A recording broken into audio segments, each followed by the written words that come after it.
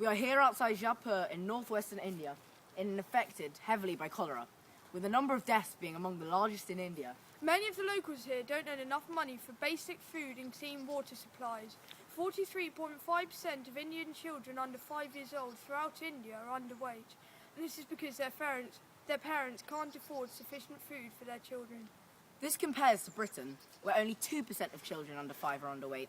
Here in India, as a result of the lack of income to supply clean water, many drink from the lake behind us.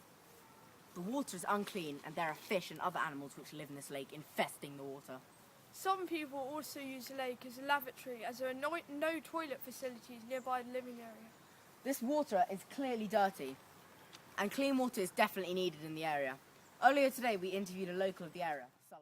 We are here in northwest India, in Jaipur, with a local who is quite a often drinker of this dirty water. Sullivan, what do you think of the conditions here? Oh, it is not very good. I find it very dirty water. It is not. But you don't really have a choice, Sullivan. Yes, that is the problem here, I guess. Sullivan, well, where do you work and how much do you earn? I work in the tiling company and I earn 5 rupees a week. 5 rupees a week?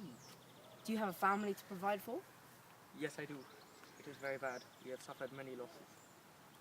What? But how do you get by? How do you cope? I just pray and hope for the best.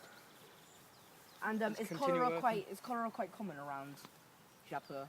Some people say there are murderers in the world, but I think they are not human. They are the viruses in the water. Have you been hit by cholera? Yes, I have, but thanks to the Red Cross, I have been cured. Perfect. Thank you for your time. Thank you for your time. There's just one local who's been hit by the deadly cholera around this area. Another key reason why the number of deaths of cholera is so high, the lack of base healthcare in India. Obviously, you get Red Cross, other charities trying to help out, but in India there is less than 1 hospital bed per 1,000 people. With India carrying such a large burden of disease, this is unacceptable. This does compare to Britain, who has just 5 beds, but in Britain the burden of disease is far lower, and living standards of the lower and middle class much higher. The Indian government needs to put more money into basic healthcare to stop the burden of disease, like cholera, spreading across India. Thank you for listening. This is Thomas Overend and Alex Mann reporting.